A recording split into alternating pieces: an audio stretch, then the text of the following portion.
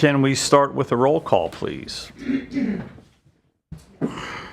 Bob Rand, Here. Carol Killian, Chris Bowler, Here.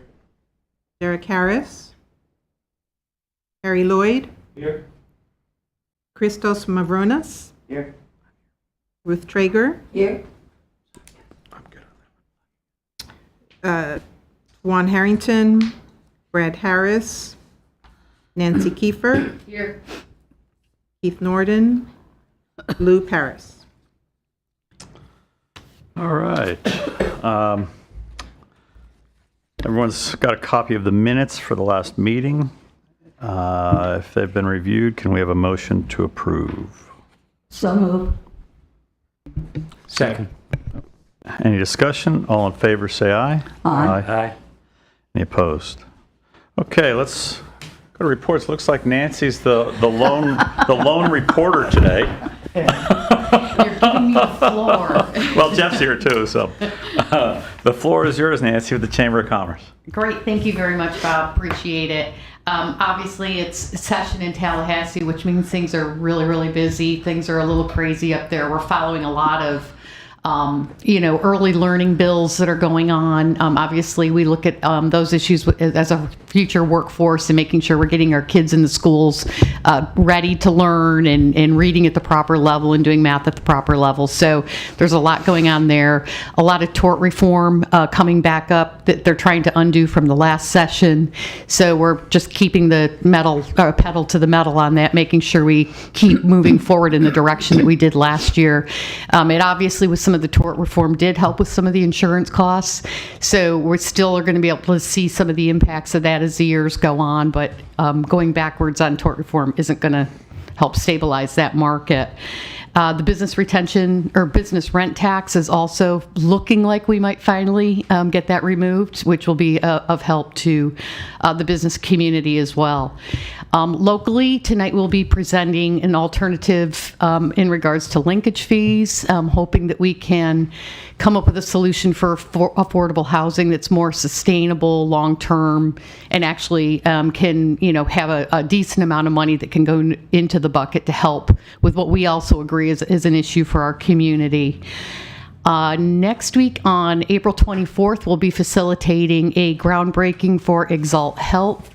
That's the new rehab hospital going in on Clyde Morris that actually came before this group a couple of years ago now, I believe, and they are getting ready to break ground, so it's really exciting that they're through that process.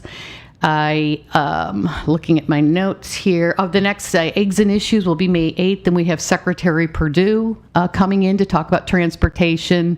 Whenever we can get the main person in Tallahassee to come down, it's a great opportunity to have a dialogue, so we would encourage everybody to attend that if possible. Make sure they drive in on LPGA Boulevard at 8 o'clock.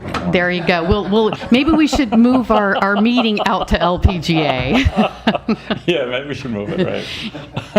Exactly. And then June, don't forget, June is our Welcome Back Legislative Breakfast, which is always huge. And I think it's June 8th, but I'll double check that date for you. That we are moving to Embry-Riddle because it does draw a much larger crowd. So we'll have an opportunity to have a one-on-one with our delegation, and hopefully they won't be in special session at that point. That's it for me. Very good. Thank you, Nancy. Lou, welcome. Good morning. I'm sorry. Take a minute and catch your breath. Catch my breath.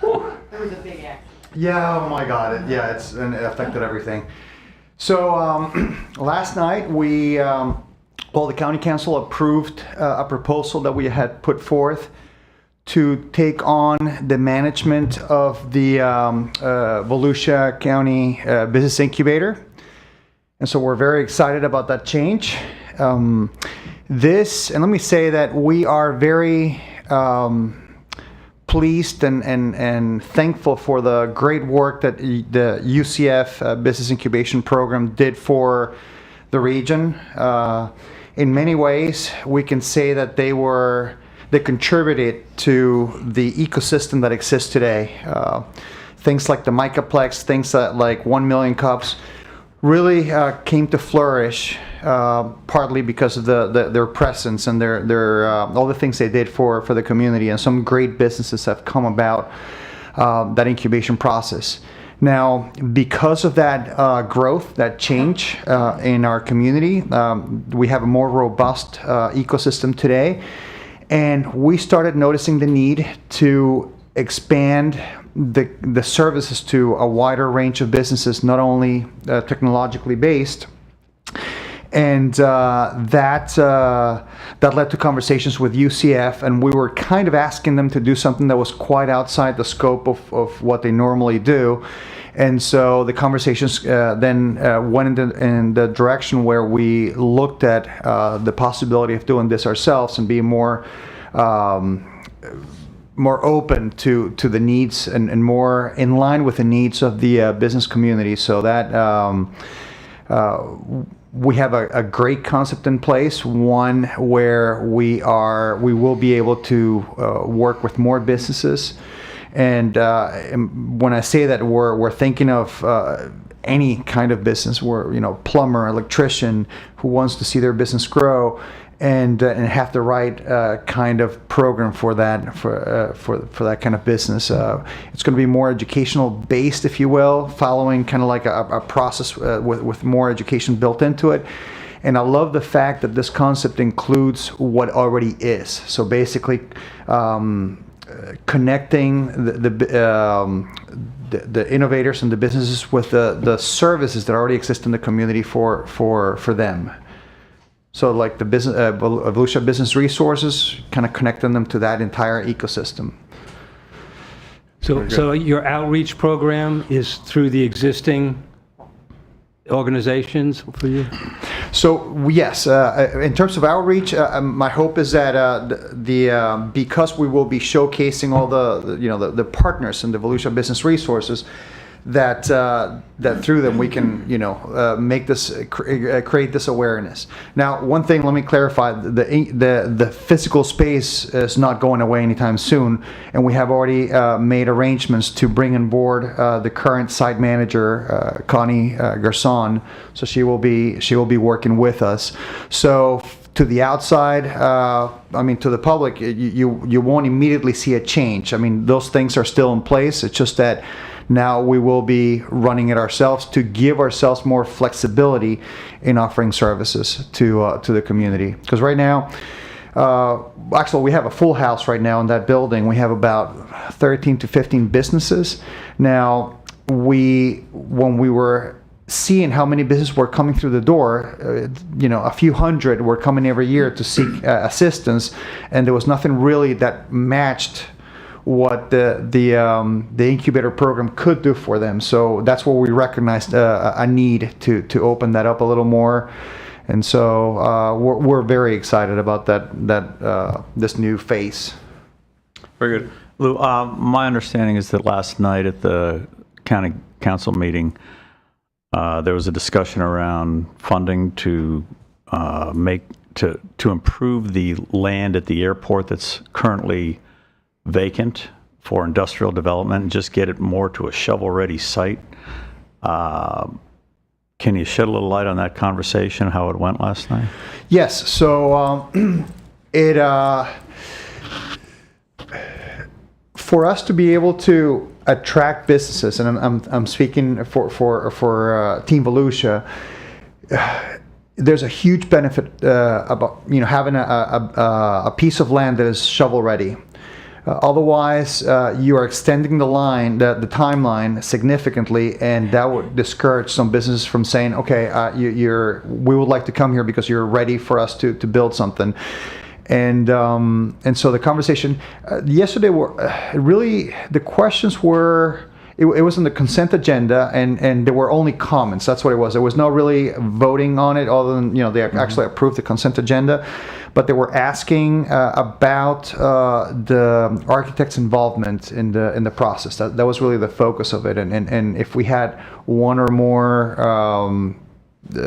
companies doing this work. Okay. So yeah, but it's something that we. I know that parcel 62, which is what has been identified for Aura Aero, is something that we all have almost ready. We did Right. that through a grant, EDA grant, and so yeah. And That's, parcel 66 and parcel 54, I think, are the two that really have potential to, Yes. to if they were closer to shovel ready, at least through the study process. Yes. Would be a great asset to the community and huge. And so, yeah, we would love to have those. In my preferred world, we would have all those parcels shovel ready, so that we, could, you know, and again, because speaking when we for get Keith, to that point, they'll go. I mean, Yeah. there'll be someone there as soon as they're ready. absolutely, yeah. Know that is a special piece of we call dirt. These are properties that. Because they're adjacent to the airport, you know, the FAA has a saying as to what goes there. So these are really aerospace, aviation kinds of businesses. I know we have at the airport we have a preference for MROs, so companies that actually service aircraft. And I know that if we had some of those in around the airport, it would even make us as an airport more appealing to some airlines to be part of this. So. Of course, when they land, you know, if something were to happen, it could be fixed. Sure. Yeah. Very good. Thank you, Lou. Jeff? City of Daytona. Thank you, Mr. Chairman. First, real quick before I get started, and I've been amiss the last two meetings, I need to introduce Estrella Perez. She is the administrative assistant for the Economic and Strategic Opportunities Director. We've had some staff move around that have previously sat in her seat, and so with this opportunity, we brought her in to help out with the committee. And I've forgotten to introduce her the last two meetings, so I wanted to make sure I did that today. Doing a great job on the minutes. Real quick, the portal for Biketoberfest has opened. It will be opened until April 28th, I believe it is. May 14th, we'll be holding a City Commission workshop to discuss Biketoberfest and Bike Week guidelines with them, and hopefully we'll have those then approved this summer. Included in the report is the CO report. We had 194 units come on during the month of actually March. I had it listed there as February. It's actually March, with a value of construction of about almost $39 million. Rough calculation, that's about another 420 people potentially that have moved into the city. I'll probably look at, since we are through the first quarter, probably I'll go ahead and include a chart that shows last year versus this year on the number of units that were CO'd during the first quarter of each calendar year, 2024 and 2025. So we can look at that and see how we're trending. I think it's lower, just the feel of it, but we'll look at the data and present that data at the next meeting as well. You see the TRT review. Again, we had 2 weeks where we didn't have any meetings at all, so that's why it reflects the shorter number of projects that we had during March of 2025 on there.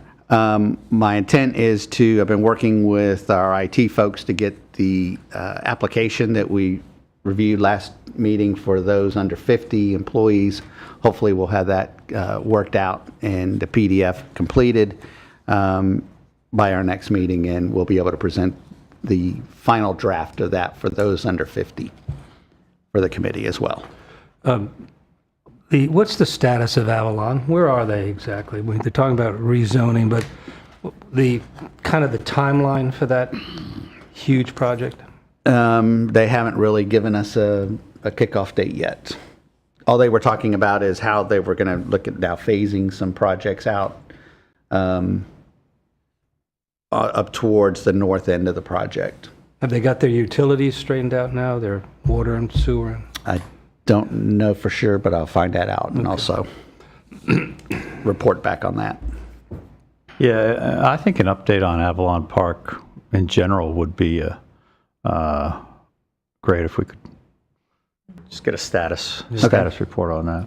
Yeah, it's huge. All All right. Anything else, Jeff? Any other questions for Jeff?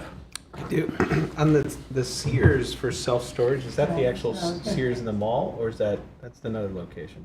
No, it's actual Sears at the mall. So, Did that take, I assume that took a rezoning or no?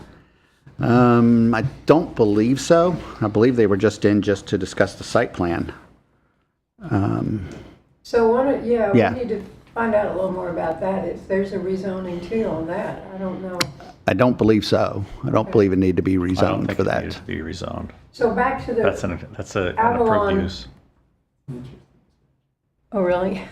Back to the Avalon thing, on the rezoning too, are they which rezoning are they applying for? It'll be a PD. Say, It'll be a PD, a plan Okay. development. okay. Well, it says that right here, but I wasn't sure what, Yeah, so, zoning is very defined. You can have residential, this many units per acre. Right. And so on, you can then go multifamily, and how many multifamilies can you have per acre? When you get to some of these projects, they have multiple uses, and as opposed to saying we're going to put residential in here and then rezone it and rezone industrial or retail or wherever, you just do a PD over the whole project. And when it comes to site plan time, that's when you then begin to really clear the fog, if you will, of a PD, which is nebulous, and it allows multiple uses to exist within one parcel. right. It allows you some flexibility. It allows both staff and the developer some flexibility on some of the rules and how they get,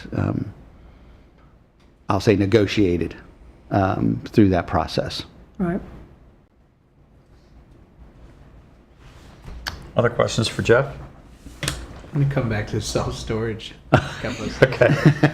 I thought there was some limitations on major thoroughfares in the city of Daytona Beach on self-storage. I don't know that for a fact, but I thought someone told me that there was some issue that they weren't going to approve. Now, the problem is it's probably already zoned for it, so. Yeah, I believe it is, and I think he could do that because that Sears is part of a 13-acre parcel. Okay. Yeah. So it's independent of the mall, even though they have an agreement with the mall for shared access and parking. Actually, not even shared parking, but shared access. So I believe that falls under the approved use. There was a lot of discussion around possible projects on that site because I sold that site, and I think that this is where he is right now, but it may change. Somewhere in the city commission there was no more storage on main roads. Yeah. I'm not sure how to legally. So we'll see what happens on that. I would encourage everybody. Tonight is an important meeting for the city commission. They're going to be discussing linkage fees, and I know we've talked about linkage fees in this committee, and personally, as a business person in this community, I see them as a real detriment to the business development in this town. Linkage fees, they're proposed to fund to fund a not low income workforce housing fund. Okay, and it's based on new development, essentially a new impact fee, and I think the Chamber's got very creative in coming forward with a very creative idea that would replace those linkage fees. So I encourage everybody to, Nancy, if you want to just kind of give us what you can on that. Yeah, I can add a couple of things. The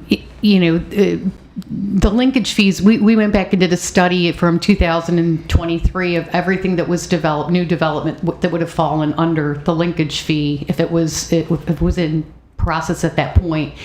The total amount raised from the projects would have been $500,000.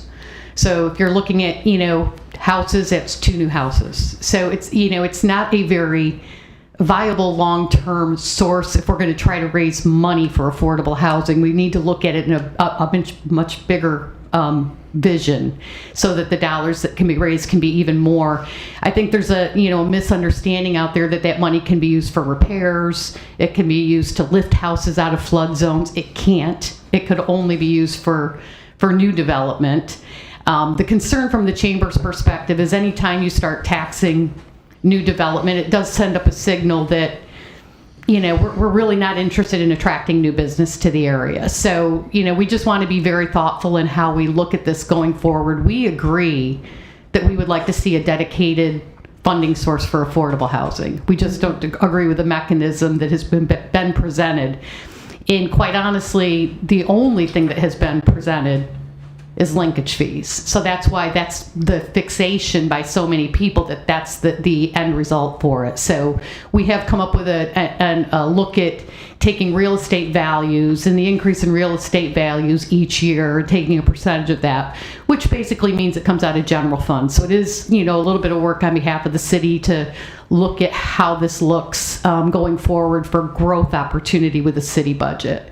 And we've looked at several different scenarios, but the amount of dollars that come from that are much higher, even at the lowest levels. I think at 10% of the values is $700,000, not a lot more, but if you get up 30%, you're talking $2 million, and you're getting higher and higher as it goes, depending on how much of the percentage you take. So, as Bob mentioned, we do look at this as the wrong mechanism, but with a desire to come up with something. And the city has an affordable housing trust fund, and we would like to see that utilized, and we would like to find out how we can grow that in a way that it can be much broader use than what the linkage fees would bring. Right. And to be clear, it was just on that 10 or 20% she talked about was the revenue produced by the increase in value. Okay? So it's pretty clearly defined how that. Yeah, the other thing I should mention, the two projects that would have basically funded linkage fees in 2023 would have been Halifax Health Hospital and Embry-Riddle. Oh. So, here we're looking at, these are the businesses we want to be bringing higher wage jobs into this area, yet we're going to tax them additional. So, it all comes together. Right. Our goal should be to get higher paying jobs in this area. And to do that, we have to attract businesses that can afford to pay higher wages. So this is kind of contradictory to what we're trying to accomplish in growing our workforce and growing our opportunity for better wages. Very good. Any comments? Okay. I would encourage everybody to, if you feel strongly about it, attend the meeting tonight. I think it should be a good meeting, and we need your comments. Okay. Any old business that we need to discuss? New business? Public comment period? The crowd is full, I guess. Okay, next meeting is 8:30, May 21st. And we will see you all then. With that, we'll adjourn. Motion to adjourn. Motion to adjourn. All right. Okay, I want to apologize to everyone. I'm off right